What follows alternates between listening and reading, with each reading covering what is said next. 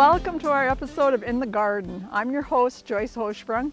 I'm a McLeod County Master Gardener, and today we're going to talk about putting together winter containers. This is one I've already done. I'll probably add a couple things yet. I did this one a bit early because I didn't want the soil to freeze in this container. I had that happen a couple years ago, and I had to move this whole cart up the hill into the garage, into the shop, and let it thaw for 2 or 3 days before I could do it. And let me tell you, this whiskey barrel on these old carts is not an easy thing to move. So I put this one together a little bit early. I'll add a few things if the ground isn't frozen. I've got some big pine cones that'll go in here, and might put something red, kind of a topiary thing in the midst of the birch.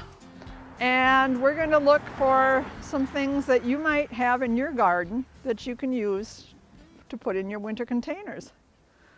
All right, let's take a little tour. Okay, here I have some spruce. Here we go. We could just grab a couple of these bottom ones maybe, or a little bit off the tip here. Just kind of look around. Let's see what else we can find. Most of your nurseries are going to carry various kinds of greens that you can buy if you don't have your own. And you can pick those up relatively inexpensively. Let's go see what's in the gardens. I could cut some of that staghorn sumac over there if I wanted to. And if I wanted, I could spray the heads of bright red or whatever to add a little pop. I could take some of that. These hold up really well in winter containers. I'll maybe see if I can get some of the seeds to fall, or look for one that's more of them fallen on. But you can cut these. You can use the small parts, the big parts, cut it way down here. These look great sprayed silver or white or gold and tucked in your pots. So just a quick clip of those, get 2 or 3 of those and you're good to go. Ooh, I got pheasant tracks up here. I love hydrangeas in winter containers, so I use a fair number of those.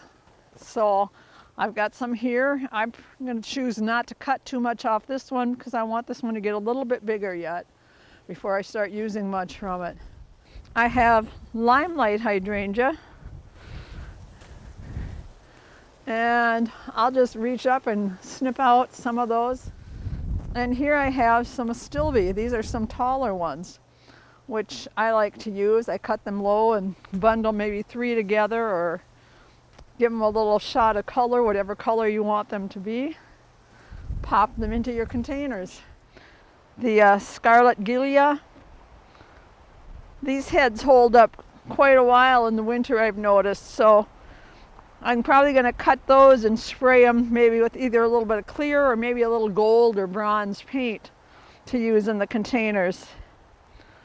Okay, so we've identified a few things we can use.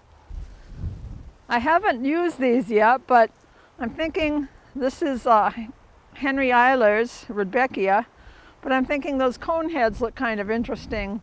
So a little dab of gold or bronze paint on those, or even red if you wanted to make them look like red berries, might work out well in containers. Okay, here I've got all kinds of sedum that I can cut, and as you see, it does lose its color as we go, so I like to give it a little shot of cranberry paint just to bring out the color, and then it holds it the rest of the season for as long as I want it there. Some of the grasses work quite well actually too, if you can bundle them in little bundles. Now I wouldn't necessarily recommend Karl Forster, but the miscanthus works really well, especially if you cut it early in the season. It holds up very, very well.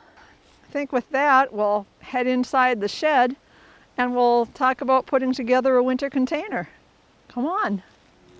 Well, now that we've been outside in the frozen Northland and we've gathered some supplies, we're going to work at putting a pot together. And there are a lot of different ways to do it.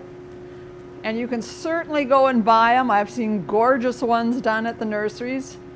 But say that's not in your budget and you want to do your own, well, you go out and gather some of the things like we just did. Choose your container.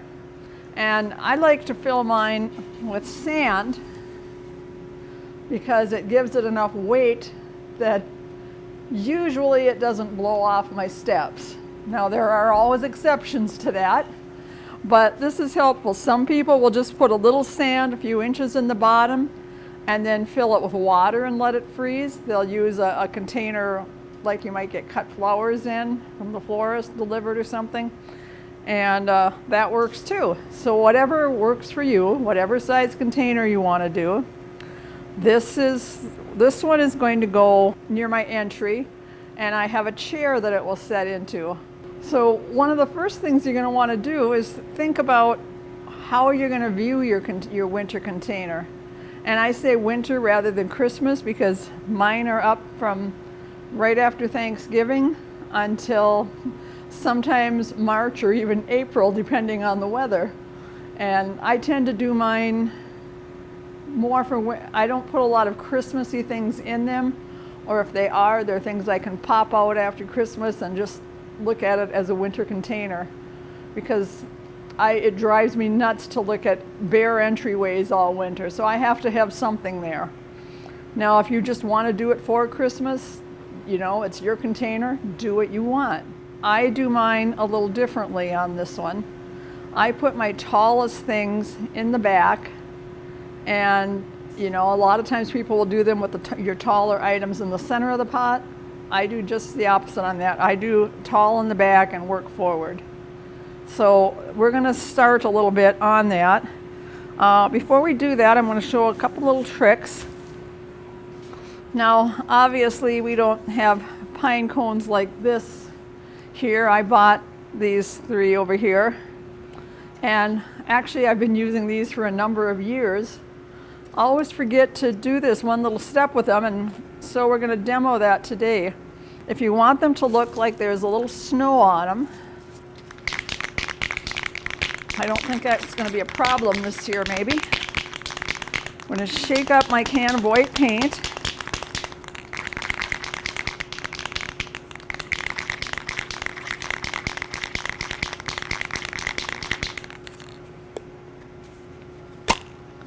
And just on a plastic bag here, I'm going to spray some paint out.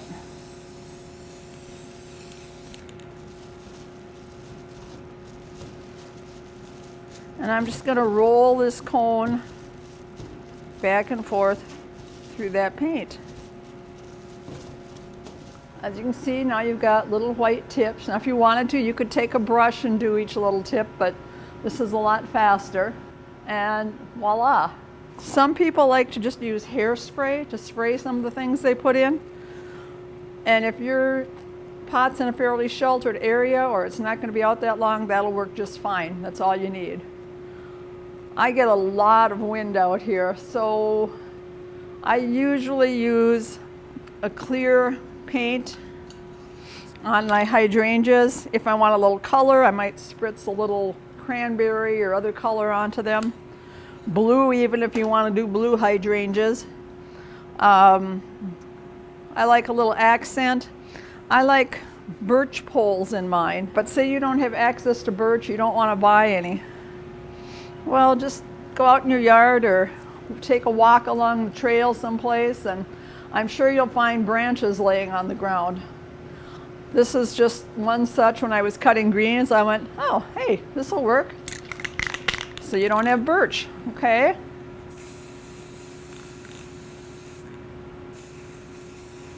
And I'm not going to do the whole thing because I don't want to asphyxiate us in here, but you get the idea. Now you have birch. No one will know the difference. You can wire your pine cones in. I kind of, when it comes to taking apart, I don't like to have the wire go into my compost or my trash, so, and I hate taking the wire off afterwards, so I do this. I drill a little hole in the bottom, borrow my husband's drill, and I just have to use a fine drill point to start it as a pilot.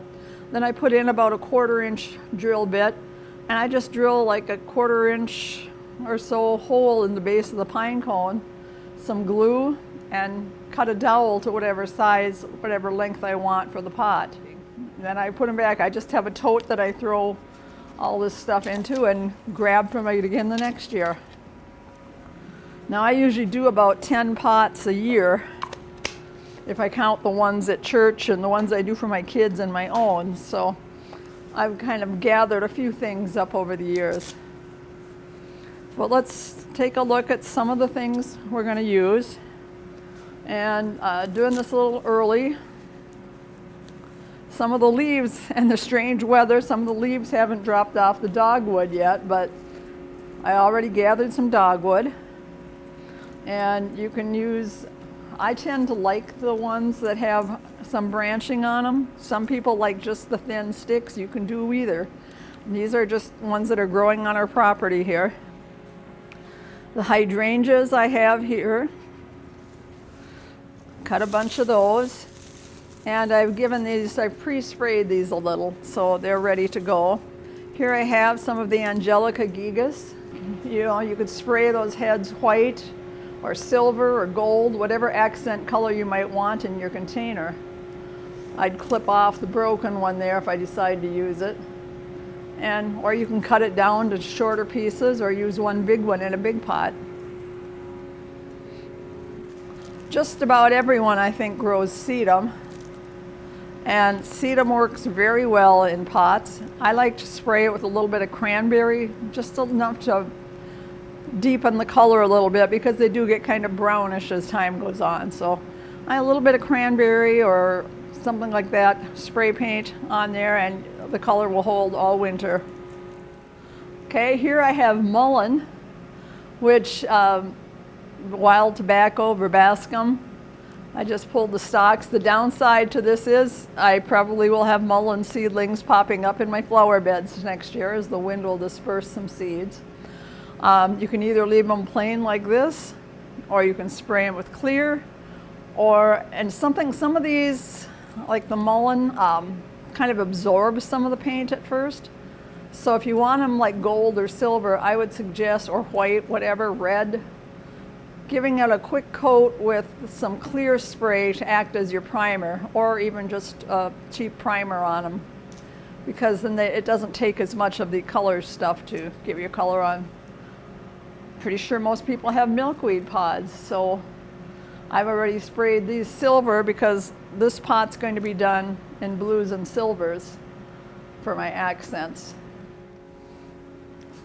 Also, there's a stilby.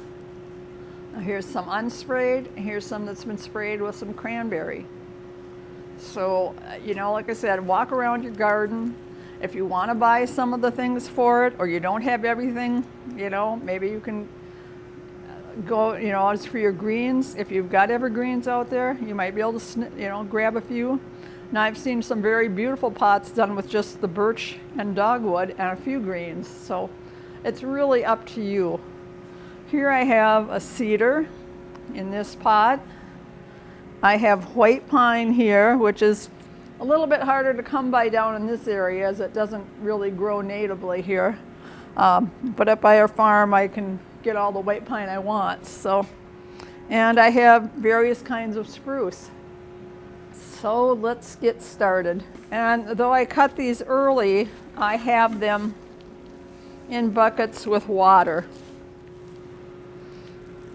Push that well in there. A couple others to give some fullness.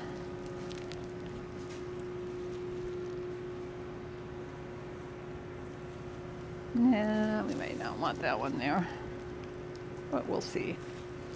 And another thing, if you don't like the way it looks, pull them out and start again. I would probably guess that most of the ones I do, I probably redo 2 or 3 times. I'm not used to doing them from the back usually, but we'll see how this goes.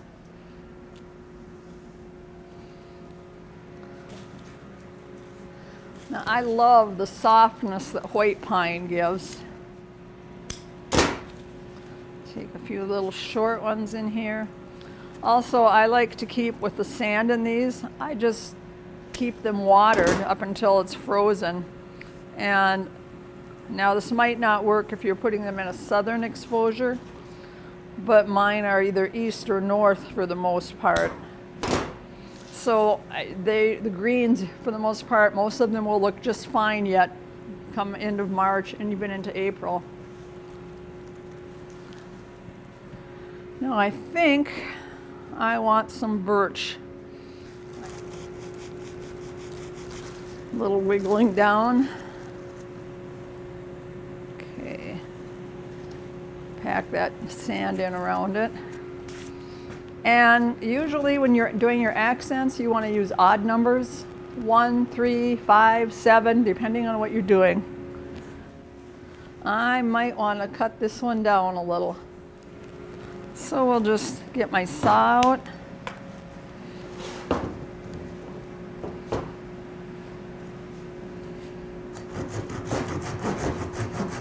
And I just kind of store and reuse these too for the most part.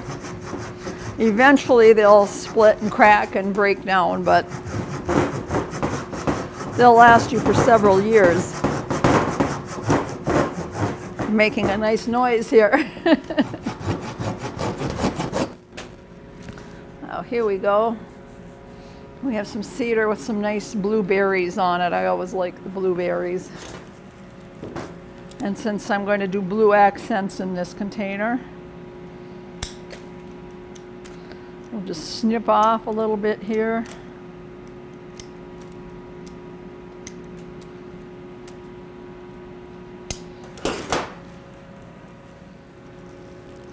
And just start sticking branches in. I hear people say, oh, I can't do that. Anyone can. If I can do it, you can do it. It's just basically you start sticking things in. You stand back and you look at it. If you like it, great, leave it. If you decide you don't like it, pull it out and redo it.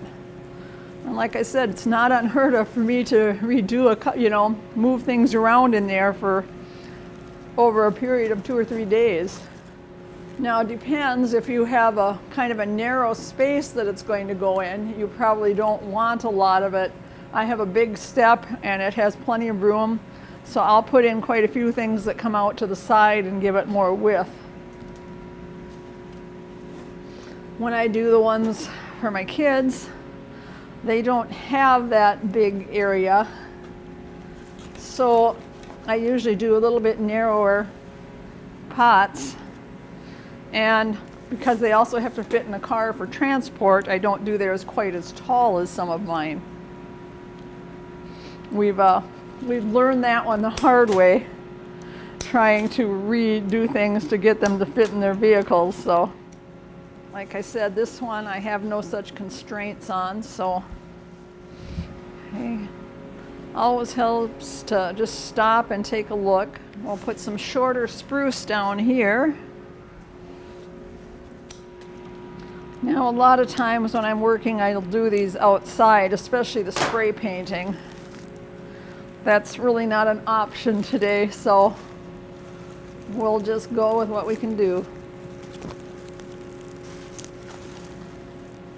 Oh, a little shorter yet, I think, because I don't want to completely cover up my birch.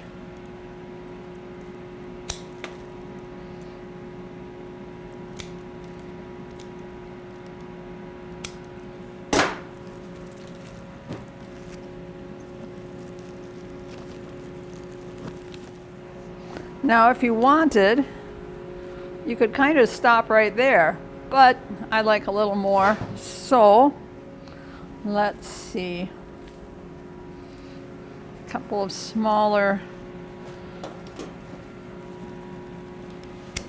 white pine just to fill this in a bit. Now, as I said, I won't put these out for a while. They'll either stay in this shop or in the garage, and I'll just water them up until the ground soil in them freezes. When I cut my hydrangeas, I cut a fairly long stem because it's easier to cut off some of what I don't need than to add it back. If you don't have access to greens, you can go buy them. A lot of the big box stores carry them. Most of the nurseries will carry them and sell them. And you can also go, I haven't done this, but I've talked to a lot of people who simply go to the compost facility in town and pick up pruning stuff from there. So, you know, I kind of am one of the use what you have people, or what you have accessible. Maybe a panicle hydrangea in there. And I think I want some dogwood, so I don't need anything really big in that one.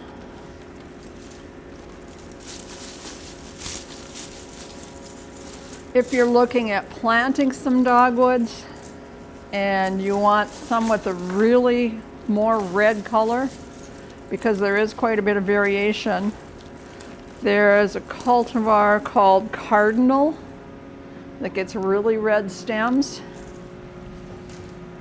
And I believe it's Arctic Fire is another newer variety that stays a little bit shorter. Let's see here. So if you're looking at planting your own because you can't find any or don't want to buy them, those are a couple cultivars you might want to check out. I think Cardinal gets fairly large, I'm not sure. If you put it in and you think it's too tall, pull it out and cut it a little more. Like I said, it's your container, nobody else. You don't have to please anybody else with it, just yourself. So,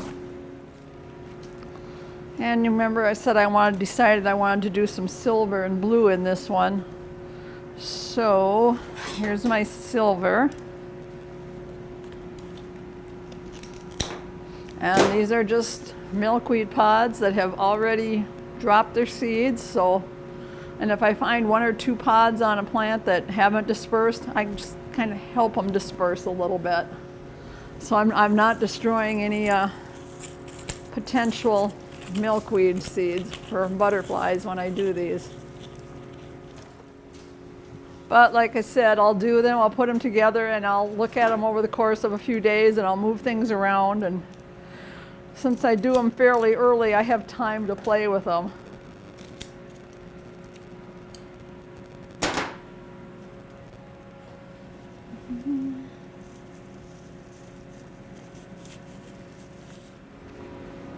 A little bit of bling, and these are just cheap ornaments, shatterproof. A lot of them will tend to kind of melt away in the snow, so I usually give them a quick coat of a clear coat paint, and they hold up. I've used these for 2 years now. So now if you don't want to see the sticks, you could also use the bamboo stakes, the green bamboo stakes. I just find that sometimes when you get to the end, the skinny part isn't sturdy enough. So I've gone to the dowels. You could paint them if you want. Let's see, what else do I want? The other part is, if you do see some sticks sticking out, frankly, it's winter. Nobody's going to stand around on your step looking at these for an hour. There you go. Now I may decide to add a little more in here, just because, but I'll let it sit for a day or so and I'll come back and walk by it and look at it and go, yeah, no. Oh, one more thing I wanted to mention. My front steps are notorious for blowing pots off, and there's nothing quite like coming out, you know, and seeing it laying on the side with half of the stuff tipped out and the ground's frozen partially, but it's, so I finally wised up last year. I took a couple of tree pots that I had here, some spray paint, put a coat of primer on it, plastic primer, sprayed these and used them. Did not have to pick them up even once last winter.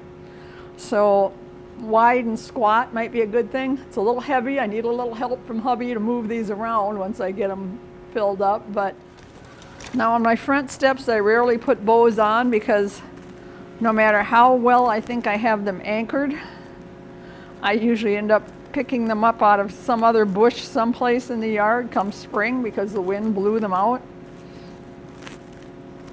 They tend to, and the wider the ribbon is, the more likely they are to go flying. So, and got this little piece of white pine here. We will wrap this around. I could put it up there on the birch if I wanted to, but it gets more wind. So as I said, if you're in a sheltered place, that might work for you. I have found it does not work particularly well for me, but okay, there you have your winter container. I hope you enjoyed this. We've had a good time with it. It's fun to do. I guarantee you can do it too. It's really not that hard. You just start sticking things in there. Keep a few design principles in mind. Accents, you want to go in odd numbers where you can, or even a single one if it's a big focal point. So it's your container. You get to do it the way you want. Don't worry about what anybody else thinks. Go right ahead and play with it. Have fun with it. That's what it's supposed to be. Thanks for tuning in. See you next time in the garden.